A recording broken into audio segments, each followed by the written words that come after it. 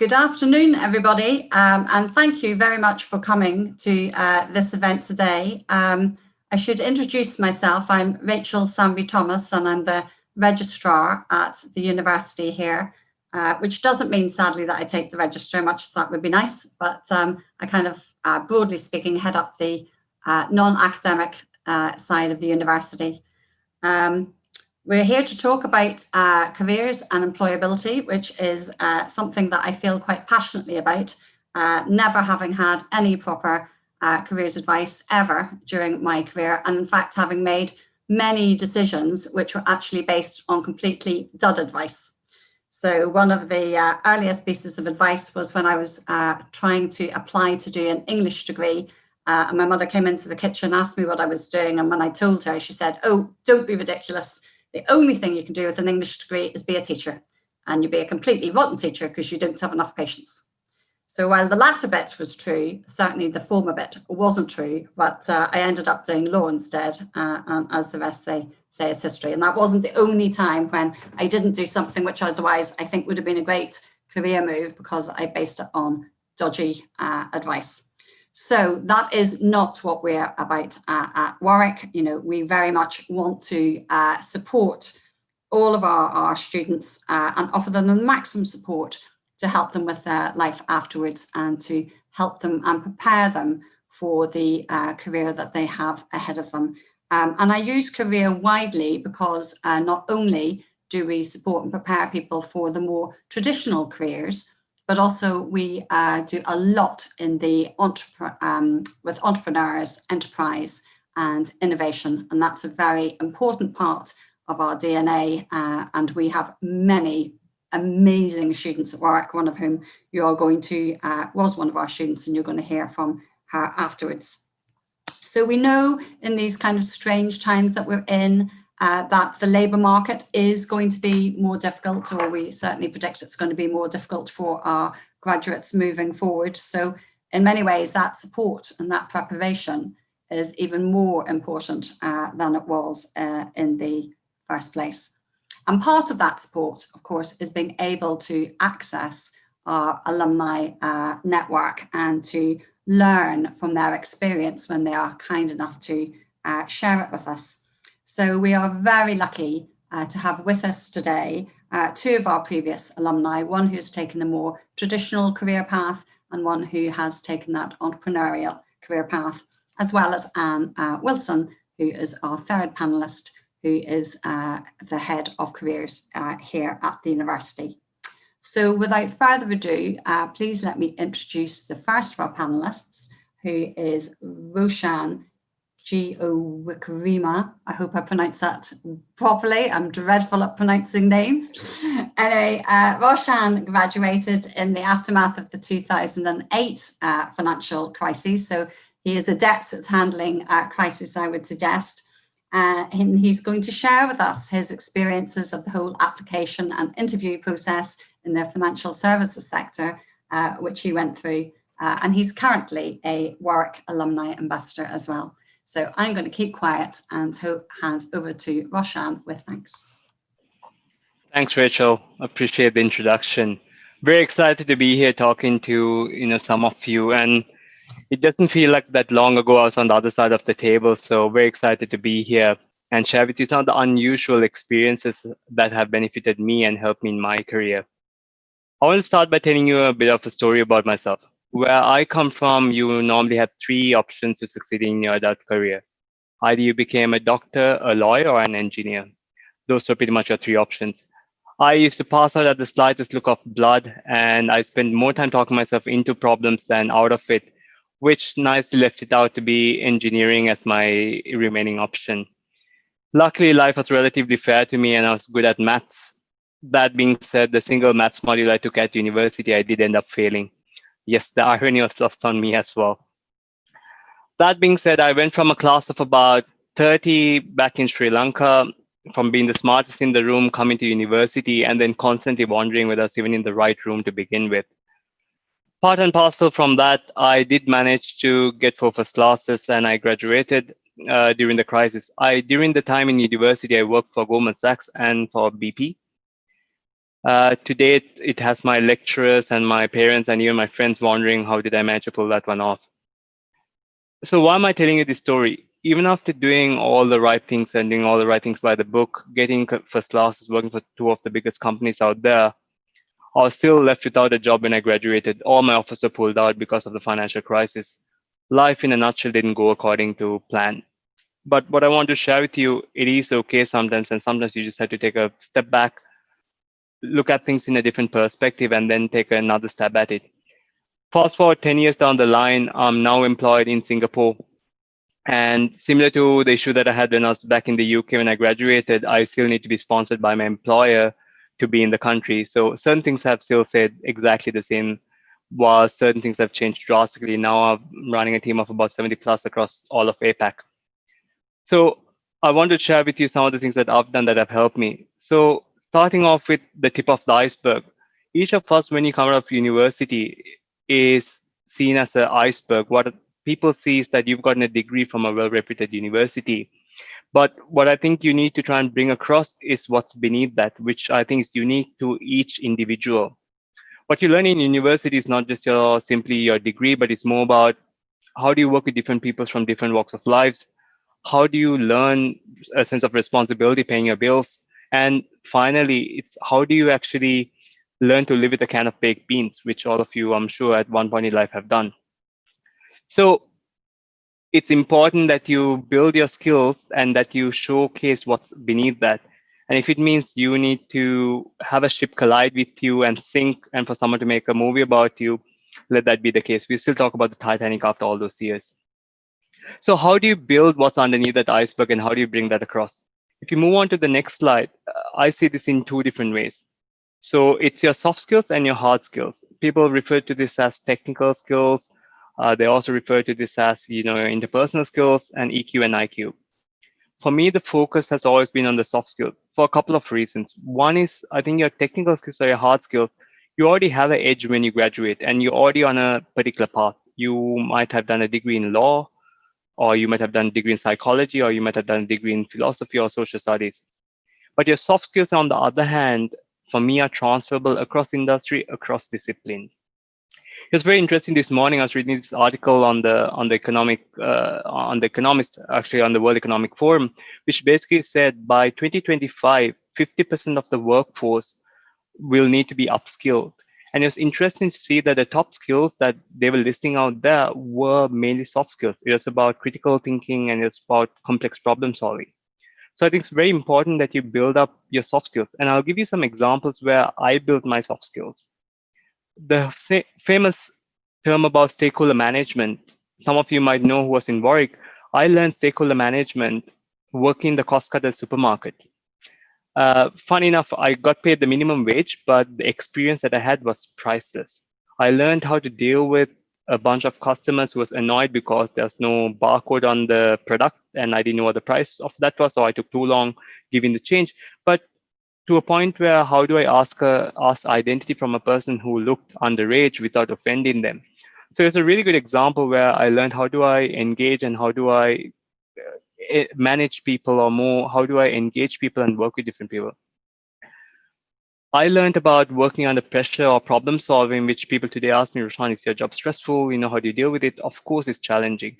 But I used to work in the university where I used to DJ. And when you have 1,000 people who are drunk, to be honest, it puts things into perspective. They're not that forgiving when the music stops, even whether it's just a power outage or you press the wrong button.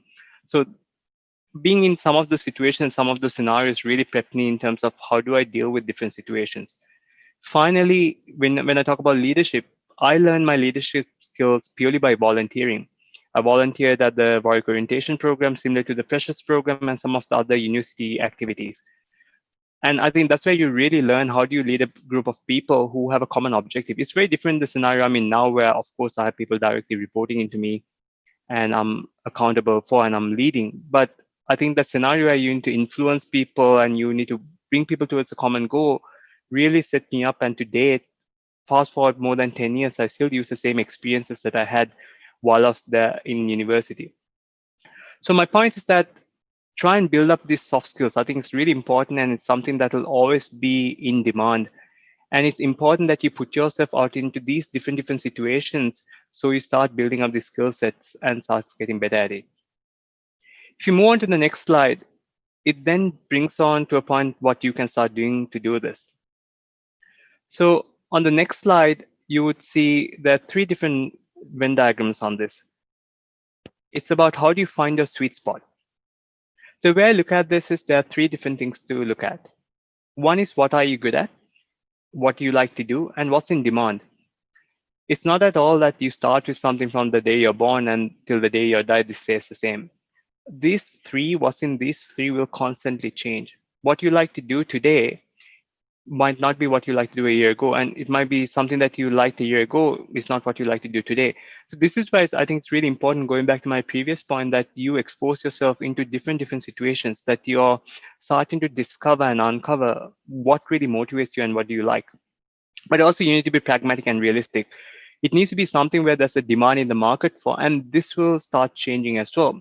But finally, I think the part that you can really focus and work on is what are you good at, and start playing to your strength while we're trying to marry up what's actually moving to that intersect in terms of what you like to do and where the demand is.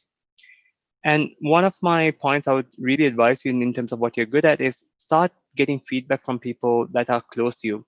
And I couldn't emphasize it enough.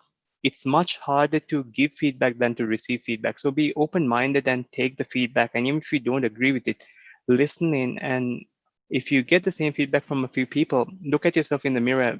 Maybe there's something that you need to work on. So focus on these 3. I think that'll really help you in terms of how do you navigate, regardless of the environment that you're in, the career that you want to do.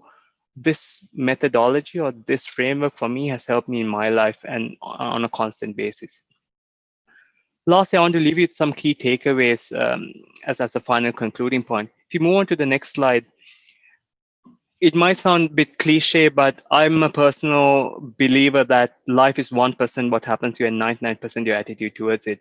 You can't control certain things, but focus on what you can control. It is the environment that you're in, things are changing. That's just how it is. But I think accepting the fact that that's how it's going to be and focus on what you can do, whether it's upskilling yourself and focusing on building your network, work on things that you can control. If you move on to the next slide, secondly, this is a point that I always tell people that I coach and mentor. In my view, luck is when hard work meets opportunity. So take every single shot that you can take. You miss 100% of the shots that you don't take. So put yourself out there, get yourself into these different experiences. Don't always do things with ulterior motive. I think do it with the right intentions and you will take something out of it. Last but not the least, if you move on to the next slide, I want to leave you with one of my favorite quotes from Albert Einstein. It's not the strongest that survives, it's not the most intellectual, but it's the ones who are most adaptable to change. We need to keep evolving. It's just the environment that we work in. And also you need to be open-minded and adaptable. So keep evolving, be adaptable. And part of the challenge is that you actually show up there. So keep doing that and you'll do well in life. Thanks a lot for listening to me. Rachel, back to you. Brilliant. Thank you so much for that. So let's go on to Sophie Trellis-Tiveda, who, while at Warwick, started her own business. So many of you may well have heard of a brand called Invisibubble, which she started and took from idea to international business, which is superb. And she's going to share with us how she managed to do that. Hi, everyone. So yeah, I'm Sophie, and I'm one of the co-founders of Invisibubble. For those of you who don't quite know what that is, I have one on my wrist. This is what it looks like in a packaging. They are the tiny little spiral-shaped hair ties that you may or may not have seen around. So interestingly enough, I actually started Invisibubble whilst I was at Warwick, and I was studying in the business school, and concretely I was living in Westwood, for those of you who know where that is. And for the sake of time, because we only have 5 minutes and there's a lot of stuff to get through, I'll skip through it a little bit, but long story short, within 2 months of arriving at Warwick, I had founded Invisibubble. It's a number of things that comes together. I think first of all, without stepping too much on Warwick's toes, I was a little bit bored, if it can be said like that. In the end, I'm not sure accounting 101, operations 101, finance 101 is exactly what makes you the most motivated person. Obviously in third year, the classes that you take are a lot more exciting, but in first year it was just sort of lacking a bit. And amongst other things, I also attended a party on campus, which made me put a telephone cord in my hair. And the first thing I realized was, even though I have migraines, or I get migraines when I put up my hair with a regular hair tie, with this giant telephone cord, I felt it a lot less. So that was the instigator. And what did I do?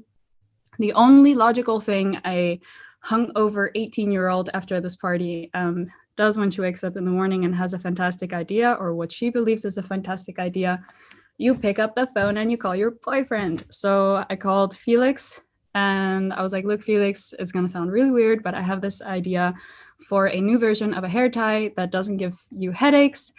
And he was like, Sophie, I don't understand at all what you're saying. Felix, by the way, was studying at the University of Bath in the UK as well. And he was like, look, I think we're in a similar situation. We're more than willing to do, let's call it a side project. So let's go ahead. The interesting thing is that within 3 months of the idea starting, we had our online shop set up, and we were selling our first Invisibubbles. We also didn't get any external funding. We actually set up the whole business by bootstrapping. We started with 4,000 euros, or just under 4,000 pounds. That's all it took to get the business off the ground. Status today, also in light of what's happening with COVID and so on, Invisibubble has merged with another company called New Flag. And we distribute, so we have not only Invisibubble, which is what I showed. This is, for example, different varieties of Invisibubble. We also have what I wear here. We also create now headbands and so on, but we also have completely other brands. For example, Foamy, which is a plastic-free shampoo, and so on and so forth. And it's really crazy to say this, but we're going to finish off this year with a revenue of over 100 million euros. We also just reached on our ticker our 100th employee in our office here in Munich. And 200 employees worldwide. And it's just been a really, really crazy journey. At this point, I'm 27 years old. I'm sitting in the office right now. I've also kindly told everyone not to come in because they're going to walk in here and you're going to see them straight away. But yeah, I guess a bit different to you, Roshan. I don't know in regards to how much advice I can give you in regards to your career developments. If anything, I'm more of a storyteller or a visionary, whatever you would like to call it. I actually wrote a book that I will share a discount code with you guys later. The first 1/3 of the book is all the that happened while starting up Invisibubble whilst being at the University of Warwick. So it's something that you can, I guess, understand firsthand. And yeah, maybe in as few words as possible, that is me. And I look forward to the Q&A after. Brilliant. Thank you so much for Sophie. That was really inspiring. And I'm absolutely, completely take my hat off to you. What a success. Right, so we're going to move on to Anne Wilson. So Anne leads the team of careers advisors who support both students and recent graduates, and she's going to provide a professional perspective on careers and employability, and she's going to cover areas outside of our immediate speakers' experience, and she's going to highlight Warwick support systems and networks. So over to you, Anne. Thanks very much, Rachel. So yes, I'd like to acknowledge that times are currently very challenging in the labour market, and unprecedented times call for determination, resilience, and above all, hope. We've been here before, not only during the last recession in 2008-09, and we recovered. So the situation's not hopeless. Many graduate recruiters have still been hiring and offering virtual graduate jobs and internships. We've received a number of emails from graduates who have secured graduate jobs despite the current situation, which we're delighted about, so it can be done. There is currently a lot of uncertainty, and which, when coupled with coping and surviving during a pandemic, is really challenging. However, we need to find ways of managing this in this complex and uncertain time in our history. The map is still forming. Some new markets are emerging, opportunities are being created, and more of certain types of role are going to be needed. The graduate job market's not universally flattened. Some sectors will recover more quickly, while others may emerge and strengthen. Health, social care and IT, for example, are flourishing, while law and finance have been less badly affected than, say, arts, hospitality and retail. Patterns of work, interestingly, may change for good as a result of COVID. Many technology and professional services staff and organisations have found working from home to be more productive. Some people are migrating away from London and cities to suburbs. So location for the first time is perhaps loosening its hold, and perhaps for some people its appeal. So I'm going to focus on three things: mindset, how to stand out, and how we in the careers team can support you. Next slide, please. So firstly, mindset. Challenging times require a shift in your approach to job hunting. Some of the graduate jobs you may have hoped to secure will be harder to get into. You might need to let go of the idea of a dream job while remaining open to other possibilities that will nonetheless make good use of the skills you've developed whilst you've been at uni. Each year we hear from graduates who found themselves in jobs that they hadn't initially considered but have nonetheless found to be surprisingly fulfilling. So perhaps have not only a plan B, but also maybe a plan C and plan D. Tell everyone you're looking for a job, your auntie, your neighbours, people you chat to in passing, and put it on your LinkedIn profile. Be curious, talk to people who are doing jobs that interest you, and look beyond a job title to see what people really do.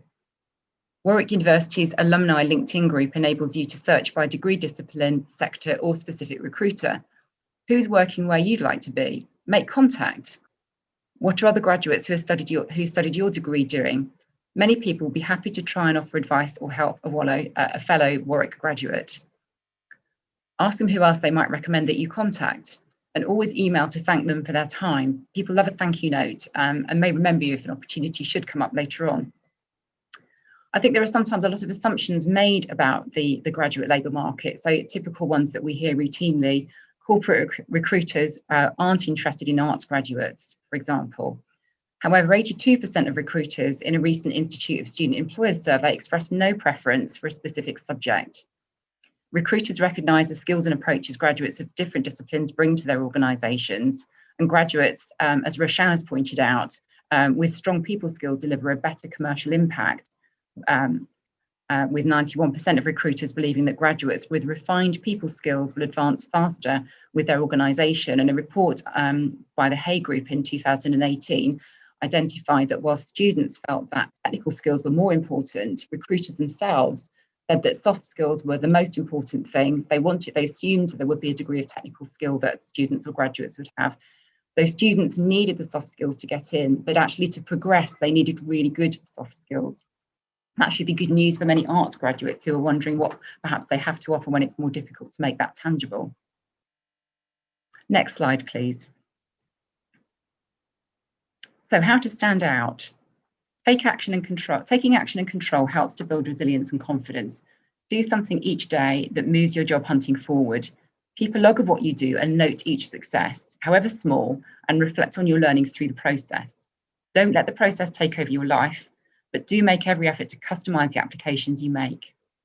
Fewer, better quality applications may sound counterintuitive, but tailored applications will be more compelling to recruiters. Match your skills to the person's specification. Research, and by that, I don't mean just the company's website. Look beyond that, as this will demonstrate your motivation for applying. You'd be surprised how few people bother to do this. You can make use of our practice video interview software, which of course everybody loves. I don't think I've actually come across anybody who really likes practicing their video interviews, but it's really useful to do so. You might join sector or company LinkedIn groups and professional bodies and network that way. You might play around with ideas. So if you've not been somebody that's taken a step back and thought about what you have to offer and what's important to you, perhaps now's the time to do that. So really think about, in addition to your strengths and skills, think about your values and what's really important to you. Knowing who you are and what you want will strengthen the applications you make. Reflect on the skills you've gained from your degree. You might, for example, have wanted to get into the creative sector, which undoubtedly right now will be a challenge. But think about where else the skills you have developed can find a home. You might want to complete a prospects planner questionnaire and see what job suggestions come up. There may be fewer graduate jobs currently, but there are plenty of volunteering or learning opportunities. So this might be a great time to develop your technical skills, learn a language, or develop a personal project. You might, for example, take advantage of free online learning resources to develop the skills that will make you more employable. The Open University's Open Learn offers free online courses. LinkedIn Learning provides access to many opportunities to learn for a reasonable monthly subscription, and the first month is free. When you meet recruiters, they're going to want to know what you've learned through your unique COVID experience. So take time to reflect on how you will tell your COVID story. Next slide, please. Finally, how can we help you? Students and graduates can access careers resources and support through our web pages, YouTube channel, and careers blog. Recent graduates can continue to apply for graduate jobs through My Advantage. And the really good news is the irony of having gone to a largely virtual service is it's actually much more straightforward to access our online provision. So we are running an awful lot of virtual activities, and graduates as well as students are eligible to sign up for those. So sign up, for example, at the moment for our Virtual Careers Festival, which is taking place through now until the end of week 6. Hear from and meet UK and international graduate recruiters through our fairs, employer presentations, and central webinars. Use these to extend your network and knowledge. Book your place through My Advantage. Tomorrow, for example, we have our STEM Careers Fair. So if you are actively looking for employment in that area right now and a recent graduate or a student, then that's a really good one to come to. We also have sessions on employers' requirements and how to meet them, graduate recruiter presentations, and how to approach assessment centres. We routinely offer webinars on different aspects of recruitment and selection, and there'll be many more events. In fact, I had a count up earlier on My Advantage to see how many were on offer this term alone, and we have close to 100 events just this term. So there will be something for everybody if you want to have a look through My Advantage and sign up for the things that look most relevant for you. If you're a budding entrepreneur, Richard Groves from Warwick Enterprise is on hand today to answer any specific questions you may have found around enterprise support, as there are specific programmes that may be of interest to graduates. In brief, it's probably worth mentioning that there are 3 schemes available specifically to Warwick graduates and others for current students. So I'll ask our team to add these into the chat box. So just to touch on these before I finish. A Graduate Accelerator, which is a 12-month supported programme with up to 10,000 business development grant. A startup visa for international students wishing to stay in the UK for up to 2 years to launch their business in the UK. And Creative Futures Incubator, a 6-month supported programme for the creative and digital sector. So in conclusion, in one of our recent blog posts, Warwick graduate Anita Shagar says, "Don't consider the class of 2020 or the COVID-19 cohort as a label for uncertainty, adversity, or loss, but a label for determination, resilience, and a new way of achieving success." Thank you, and I'll hand back to Rachel now. That's great. Thank you very much, Anne. We actually have our first question coming on the heels of what you were saying. So can you tell people where they would find My Advantage? Yes, if you go to the careers web pages, you'll find a link there, but I have asked one of the team to put a link into the chat, so it should be quite straightforward to find your way there, navigate and have a look.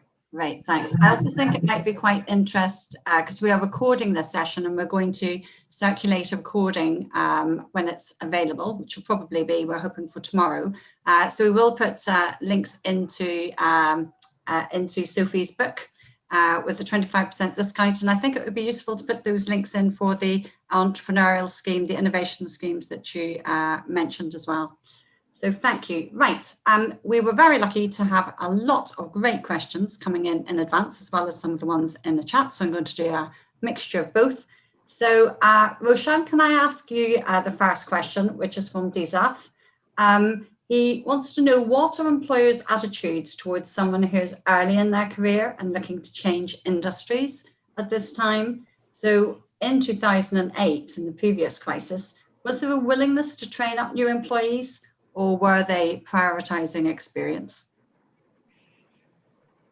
To be honest, I think everyone has a different view of this, but personally, and what I'm seeing more in the industry, you're coming to a point where we want people with different skill sets. I, for example, I've got a master's in engineering and I'm in finance, and I'm actually right now doing a legal and compliance role. So it is quite vast, and during my last 10 plus years, I've done various things from commodities to risks to private banking to investment banking. So no, I don't think people actually look for that experience as such, especially when you're starting off. I think you have more ability to change, whereas after a particular while, you are kind of going to get classed as a person who's got experience in that field. So I think it's easy to change when you're at the beginning and try different things. So can I ask, because we've had a question in the chat about someone who's trying to follow a career which is different from their degree. So have you got any advice from them? Because that sounds very much like what you did. Yes, absolutely. I think it played to my advantage. I had the same point when I finished my internship with Goldman Sachs. I was also not sure what it was all about. So I tried the internship to get some experience. And I had the advantage where I could ask a question saying what this is about and challenge that from a purely logical perspective. Because there was no stupid question, right? Because you were not meant to know what it's about. So my advice to someone going into that would be, you should be comfortable that there is something that you bring to the table, and that's okay. That's why you're there, right? You're bringing a completely different perspective. You don't have to be from a traditional banking and finance background, because that's the rest of the herd. So look at the fact that you've done something different to your advantage and play to that strength. And I think you need to kind of discover what is that you bring to the table, which is perfectly fine that you're the odd swan, right? You're the black swan, but that's not a bad thing, essentially.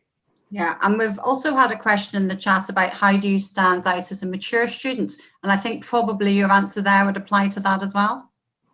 Yes, absolutely. And I think one of the things as a student, I think it's a lifelong learning process. It never ends. Even I'm looking at, what am I going to do now? And I'm looking at some online courses myself. So I think it's important that you keep doing what you're doing. And when for example, how do you bridge that gap? To your point, if you're from a different degree discipline, there's probably 10-20% that you can value add, which is in common, but there are certain steps that you can take to bridge that gap to get closer. I did some project management courses at the beginning and some external education just to say, okay, I want to go down that path.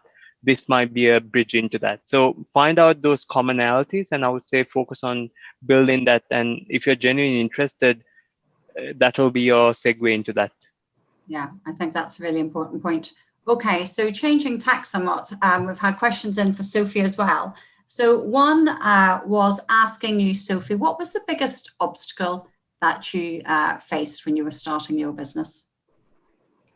I think as the company develops, you're faced with different obstacles, right?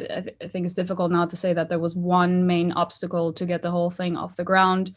As the company develops, there's sort of different things that come your way. But probably if I had to name the very first one, so think about what we do, right? We, in the very, very first instance, we only had one product, which was literally this. It didn't even have a packaging, and you can literally simplify our business all the way down to, okay, a plastic hair tie. You're talking about, so I was in the business school, and one of the coolest things that you could do was talk about entrepreneurship. And what was the coolest thing within entrepreneurship back then, and it still is today, is literally anything that operates in the online field, anything that comes out of Silicon Valley, and very important as well, something that got funding. It's more like the more I get funded, the cooler I am. Like, oh, I got a funding of $10 million. Well, that's great for you. We're here with our plastic hair ties and 4,000 euros of how we started. So I think it was being taken seriously and understanding that such a small idea can really have a potential in the market. Maybe to put this into light a little bit, I had a lot of pushback from my colleagues, friends, colleagues, whatever, at university. I had a bit of pushback from home, even though my father himself is an entrepreneur as well. Not to say, hey, you shouldn't do entrepreneurship, but more like, how are you going to pay your bills? And I think it didn't really arrive in the minds of the people that this is a serious business until we got listed at Boots in the UK. And people walked into Boots in Leamington Spa and saw that our products were hanging there. And this is the biggest kind of proof of concept you can get. And amongst other things, and I have to say, I don't know if it was you yourself, but in my last year of university, and I mean it in the kindest way, and I think it's just a great representation of how we can all get better from here on moving out is to never underestimate the power of an idea or the power of anybody. There is, again, I don't know if it's you or somebody else in your team or something like this, but I had a meeting with a career counselor. There's a chapter dedicated to you or your team. I was asked to go into a meeting because I was one of the few students in my last year at Warwick who didn't have a signed contract for work, whether it's at a consultancy or at a bank or anything else for that matter. And I was considered a what's it called? A child of concern, if you would call it like that. And I got called into the room and the question was, well, I can see you don't have a working contract. How can we help you? Or what is your plan? And I was like, no worries, I got this covered. I've started a company called Invisibubble, and also I'm sitting in Munich now because my co-founder's from here and we decided to put the company here. And I said, hey, my last exam is whatever, on the 11th of June, on the 12th of June, I'm moving to Munich and I'm doing this full time and I'm super excited.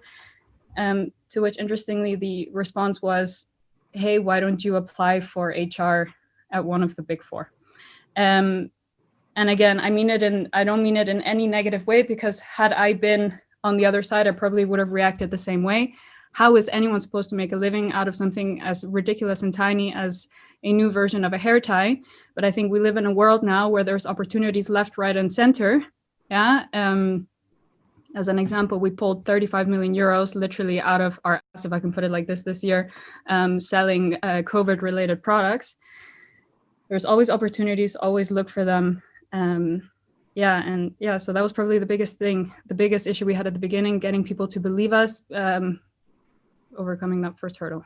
Yeah, that's brilliant. Thank you. And what I'm very much hearing from you is that that kind of need to have a strong belief in your product and what you're doing, so you don't let yourself be deterred by. Goes without saying. At the end of the day, not only a brand but also a company or a business. Business is not something you can touch, right? You can touch this product, you can touch this book. I cannot touch my company. A company is a successful company, I guess, is a mindset. It's for someone to believe in the same way that you believe in Santa Claus or something. If no one believes, then it's not a worthwhile concept. But if you're the one who created that concept or created that company, you're the first and only one to believe. So if you lose belief, you're going to lose the whole thing. And I think that's so important, despite what anyone else says. And I think there's a difference between constructive criticism and saying you just flat out don't believe in something. So you can always course correct. You can always take feedback on board. But on the most basic level, you need to believe in what you're doing. You cannot give up, because the moment you do, there's nothing else there.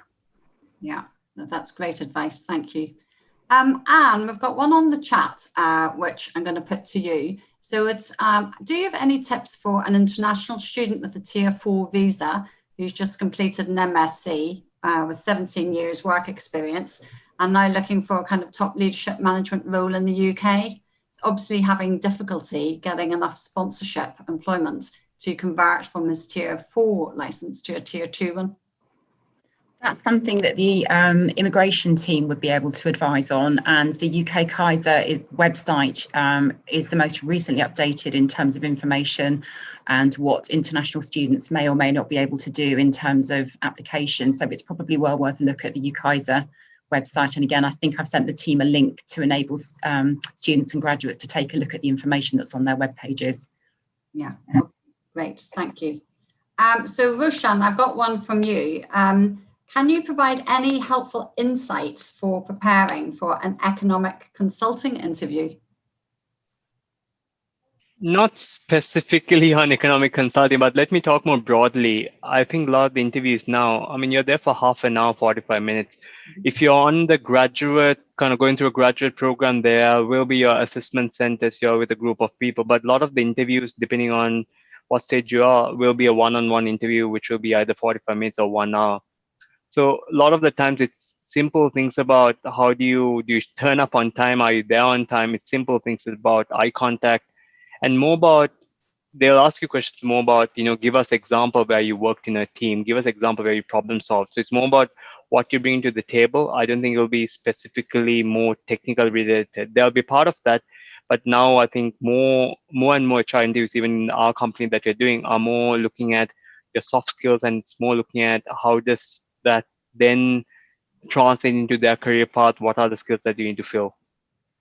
So I would say it's more focused on the problem solving, some of those soft skills, and have some concrete examples. And one of the things that I've seen when I interview people is they have the same example for every single skill. So if you ask them about communication, it's the same example. If you ask them about problem solving, it's the same example. So you see that they haven't really gotten a diverse enough exposure or experience. So it's always good to have few examples about team working, about leadership, about problem solving. I think that really shows that you've got a well-rounded set of examples, and also be able to say, a lot of people get stumped when I ask them, where do you need to develop on, or what are your weaknesses? That always gets people. So some people try and come up with the answer, which is quite fake. I'm good at this also strength, but I think you should be very honest, say this is something I'm not good at, but this is what I'm doing to get better at that. I think that sincerity really helps in interviews. Yeah, great. Thank you. Good advice. So can I ask you another question, Roshan, which has come on the chat, and then I'm going to ask the same question to Sophie, which is, do you find a social media presence helpful, or have you found it helpful in your career? Yes, I think right now what's happening in a lot of the companies, in the past it's quite different. It's more based on, I think it's changed quite drastically. In the past it's more about network. It just helped. Even today it's about the network, but it's moved to a point where even internally what HR used to do was you had all these recruitment companies who will then help you find roles, who will then call up different people. But right now, given the current cost constraints, what happens is a lot of the sourcing is actually done by the individual companies. So what they tend to do is they'll go on LinkedIn. They might look for people on keywords. So there's a lot of individual companies looking for sourcing out people. That's happening. So I think it's important that you have, one of the advice I would say is apply directly with the companies. I think that will definitely help. Find someone internally in those companies that you know who can refer you. I think that always goes a long way. And thirdly, yes, definitely the online presence helps, because if someone's looking for you, whether it's a recruiter or internal consultant, one of the first avenues will be to go look through something like LinkedIn with some of the keywords. So yes, I think definitely it helps. Great, thank you. Sophie, same question to you. I'm trying to think of in which realm I'm supposed to answer, on a company level or me on a personal level. Either or both. Okay, so I think on a company level, it goes without saying. I mean, we are in 2020 now. If you don't appear online, you don't need to be huge online, but if you don't appear online, it's more of a, is this company a scam kind of thing. I think it has for recruiting purposes as a company, to be present in the social media realms is super, super important, because you get a real feel for what it's like in that company. Maybe on a personal level, I've had a social media account for what I do for a year now. What I find super, super cool is that you can interact directly with your fans, right? So the people who would even follow you or write to you are the biggest fans. You get a real understanding for why they are your biggest fans. One thing is your assumption, the other thing is the reality. And I think you can better understand how you can change your company going forward. What, in my specific case, what new products to launch, what kind of campaigns to do, and so on, because you get this real feel for that customer that you have. We're also living in a world where indie brands, so brands that are not owned by the big guys, for example, in our field, not owned by Unilever or Procter & Gamble and something like this, where consumers are longing to find companies like that and to have a direct exchange with the founder or with senior people in the company, let's say. So in that respect, super useful. And maybe to flip it then, if you're looking for a job, is it useful to be to have not only social media accounts, but also to be active on them?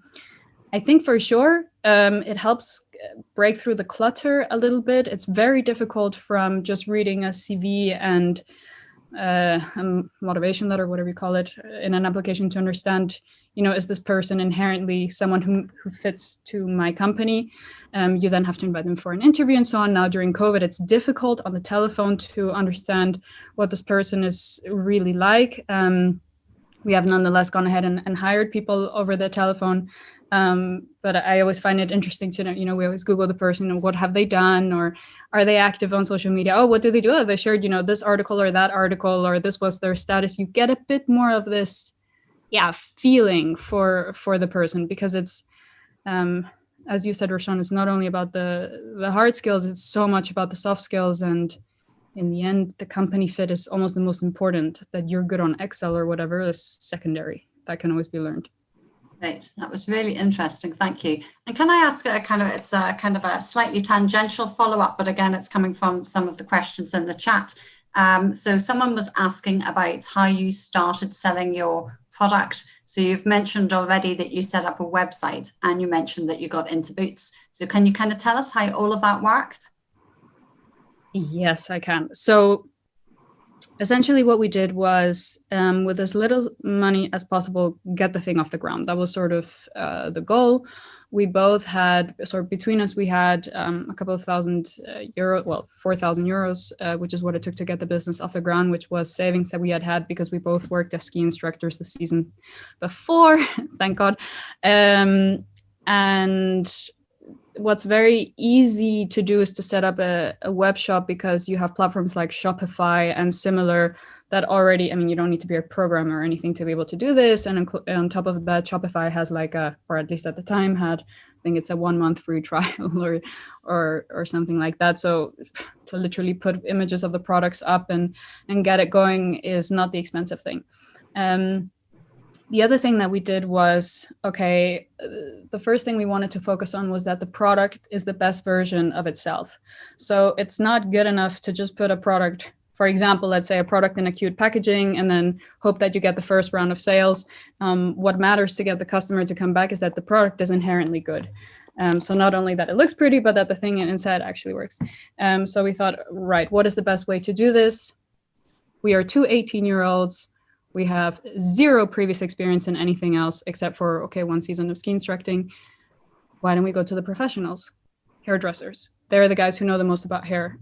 So living in the UK, or me in Leamington Spa and Felix at the University of Bath, we walked around to different hair salons, and we said, you know, and it's very easy because you walk in, and very often a hair salon is independently owned. So when you walk in through the door, the chances that you are speaking to the owner / decision maker is quite high. It's not like if I were to walk into Boots and be like, hello, would you like to purchase this? They're all like, go to Nottingham, you know, go to the headquarters. But in the salon, we were like, yeah, you know, you can buy we were selling jars of 100 pieces back then. You can buy a jar for whatever the price was, £50, I think. Or, you know, we can give you some for free as well, and you give us feedback. So it was all about having this connection to the hairdresser. So we spent 9 months essentially perfecting the product, but then also building this connection to the hairdresser. And what we didn't know at the time, which we do know now, is that the hairdresser also brings a sense of trust in the market. If you have a hairdresser recommend to you, especially to women, because hair is like the most important thing in the world, is if I sit at the hairdresser and she's like, oh, you just got extensions, wear this, because then your extensions won't be yanked out when you pull the hair tie out of your hair. You will buy that. You're not going to question it anymore because you have full trust in your hairdresser. So we built up this little network. And like this, we got a little bit of sales. And eventually we got one wholesale distributor in Germany, actually, who did sort of the center portion of Germany. And he had 10 salons of his own. And he had a reach to over 600 salons in the country. So we suddenly went from doing maybe £2,000-3,000 a month to doing £50,000. Euros, more or less, a month, which is, I mean, it's not huge amounts, but it's also not little. And then through there, we actually started contacting Boots, really like cold calling, let's say, or like on LinkedIn, like this, you know, trying to catch everybody. We had a close connection with Tangle Teezer. In case you guys know what this brand is, it's a UK founded amazing hairbrush, by the way, the best hairbrush in the whole world. You should try it if you don't know it. We had contact to these guys and we said, oh, you guys are in Boots as well. You know, could you maybe drop them a little email? So after all of that, they actually wrote back and said, yeah, we would be interested for a meeting. Boots is like a dinosaur. When I say that, I mean, they're huge and they're slow. So it took about 9 months between the first discussions and getting the brand listed. But when we did, I mean, they do what's called tiering. So they have 2,000 something locations across the country. And then they say, okay, we're going to do a test in tier 1 stores. So they put it into 100 locations. And if there you have good sales, then they put it into 200 or 250 and then 500 and then whatever, however many tiers they have. And we were just, the first 100 locations, we were like, oh my God, have to force people to buy it and stuff. But, there's 100 stores across the country. And we made it through round 1, and now we're actually in full distribution. So it's a lot of hard work that goes into it. If there's one piece of advice that I can give is that you position yourself. I mean, obviously I come from consumer goods and I come specifically from FMCG, fast moving consumer goods.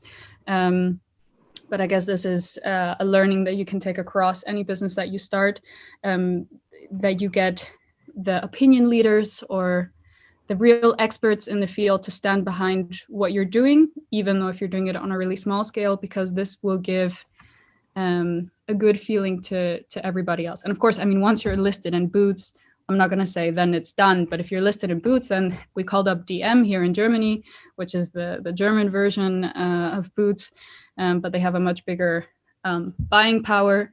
They then listed us, and they now do, we do with them like 3 million euros a year, I think. So, Wow, what a story. And can I say I have bought my own not Tangle Teasers, I bought my own Invisibubbles from Boots, my local Boots too, which I still have and I still use. And in fact, the Tangle Teaser chap was actually, he won The Apprentice one year, didn't he? And that was Sean Palfrey.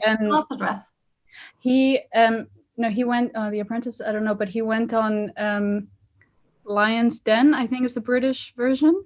Oh, yeah, Dragon's Den. Dragon's Den, sorry. The American one is called Shark Tank. He went on there and it was a shit show. I don't know if you guys you should Google it.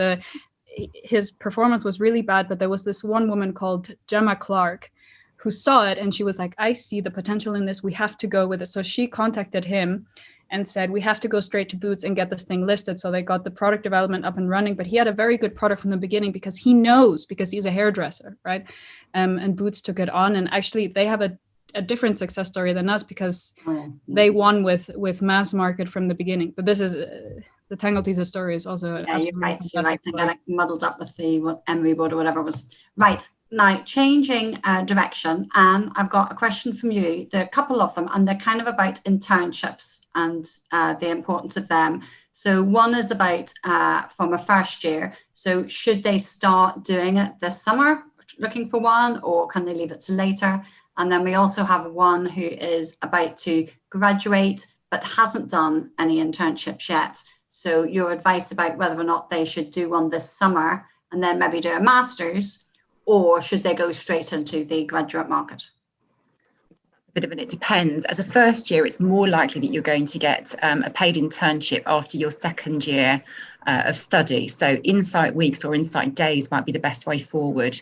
Interestingly, over this last summer, an organisation that we partner with called Bright Network did offer really valuable 3-day mini online internships, and 3,000 opportunities were taken up by Warwick students or recent graduates. So that was really useful in the absence of what we might call real work experience. So I'd need to check whether that was available for first years as well as for penultimate students, but that would be worth looking into in the sad event that we're still stuck with virtual rather than actual real-time internships. In relation to the graduates, it's a tricky one. It's a bit chicken and egg. If you haven't got the experience, how do you then demonstrate that you're able to then pursue a graduate job? There may be some mileage in it, but of course it protracts the process of getting that graduate job till further down the track, and then you are competing with perhaps not 1 but 2 years of cohorts when you are looking at that job. So it's also a question of thinking, what else would you do with the time that you have available if you're not able to secure some form of paid employment? That doesn't necessarily need to be graduate level employment. The thing is to be able to try and secure something and develop your skills and your employability skills, even if it's not necessarily at that level. You may be able to operate and view a job from the perspective of you are a graduate in a job, so you will maximize the learning in the job and what you can bring to it, almost to raise the level up of the job that you're in. so that you demonstrate the value that you bring, and that may make it easier then to present yourself or sell yourself if you're applying for that graduate job a little bit later on. So you have got this instance of the gap. So if you're not in this cycle, or the kind of typical cycle of graduate recruitment which is taking place now for a start in the summer, if you're doing an internship in the summer, then it's not going to be until the following summer that you actually start a graduate job, which kind of keeps pushing things further down that track. Yeah. There's not an ideal answer really to that. Whoops. And I was going to say, there's also somebody in the chat was asking about, they're saying they've had a kind of a year off and they're worried about going into the market and kind of feeling as if they're portraying themselves as incompetent somehow. Yeah, I think, again, it's very much how do you present that year? Is there a clear explanation for it, and perhaps being upfront about that, because nobody likes a gap on a CV. So there is a need to explain that and be quite honest about it. But it may be that there's been something going on during that year that has real value and learning in it through your reflection of how you've evolved or developed as a person during that time, that might make that speak to a recruiter or explain that that absence in a credible way. Right, I think that's very good advice. When I'm looking at CVs, I would always want gaps explained. So I think we're kind of running out of time, but I think we've got time for one more. And it's somebody asking about whether or not it is worth, with the kind of job market being potentially a bit slow at the moment, whether it's worth actually doing a master's. Now, I'm not going to ask Anne that, because I think maybe we might have a bit of a conflict of interest. So I'm going to ask Roshan what his views on that are. Sure. It's funny, Rachel. I mean, I was also considering some of that about 3-4 years ago, whether I want to do a master's or MBA. And then I actually thought, looking at the environment at that point, your experience, and will probably not like me for saying this, but your experience in the field was more valued than education at that point. So at that point, I then decided, what can I do externally? But I think that's where I then said, let me do something while I'm studying. And I decided, while I was working, and I decided to do the CFA instead. So I think now we have EMBA programs and all that caters for that. So my advice would be, look at, if you can get opportunity to get that experience, definitely do that. Or then find a firm that can sponsor you, where when you can lead to do that external education and come back and they still have a job held for you. So that will be my advice. So while you're out there, you've kind of invested your time, they see your value. Even if you're paying for it yourself, they are willing to come get you back, and that you've upskilled yourself. But that will be my advice. Okay, thank you. I'm going to squeeze in one last question before I let you all go, and this one is to Sophie. So it's kind of very much related to us being in these kind of COVID times. So have you any advice for a kind of a team of undergraduates and graduates who want to put together a business? How should they do it? Depends a lot on in which field the business is going to be and so on. I think there is no right time to start a business, which also means that there's no wrong time to start a business. Mm-hmm. If there's something that I could really put into focus is, given the right and the wrongs, maybe it's not the perfect time to do a business that requires, let's say, massive barriers to entry. So if you need to raise like $10 million or something like that, maybe less. But there's millions of opportunities to start businesses that don't require a huge amount of starting capital. I have people that write me on a daily basis and they're like, how do I start my company? How do I do this? How do I do that? And I think one of the biggest issues is not having contacts. To people, they always say, like, I'm not born into a wealthy network or whatever. And it's like, yeah, okay, most of us aren't. You have to make the opportunities for yourself. So I would really think about, okay, given that I have no money, let's say, to start this, and no contacts and this and that, where can I find where can I go on LinkedIn? Where can I go on social media? What kinds of, now everything is online. What kind of webinars can I sign up for? I don't know if you're smart enough, probably you can search me on Instagram and write me and I'll most likely respond to you, at least as a starting point. I don't know. But to really seek out the opportunities, the worst thing you can do is sit back and wait for an opportunity to come to you. And I would always think about, just because you don't have experience in something and you've never done it before doesn't mean that you can't do it. I mean, try to be as creative as possible, sort of to move around the issues and get things off the ground. I really believe it's better to do things good and on time rather than perfect and late. So start with your pilot of your product or your software, whatever it is, even if it's full of flaws, I would still put it on the market, and at least you get feedback and so on, and you get moving. But I think it's just important that you're moving and that you're not waiting for different things to happen. Create your own opportunities and push forward from there. I also have to say, just FYI, there's a huge opportunity out there in selling things like masks, hand sanitizers, and all different kinds of products that kill bacteria and viruses. The wave is absolutely not over. Every time I look at the numbers in the UK, I want to cry some more. Here in Germany, it's a little bit better, but it's also looking bad, not even to start talking about the United States. We also have a subsidiary there, and people are just stuck at home. To give you an impression, in the United States, so we created our own brand for masks and sanitation products that generated 35 million euros for us. Amongst other things, we saw that on the shelves in the United States, they ran out of hand soap. They just literally ran out of hand soap. We pulled some connections together and we sold $12 million worth of hand soaps there to a customer we had never talked to before, pulling together contacts that we didn't have before, and operating in a segment we weren't working in before. So you have to create your own opportunities. Keep your eyes open. Keep your eyes open. That's all I can say. And excuse my language, sorry.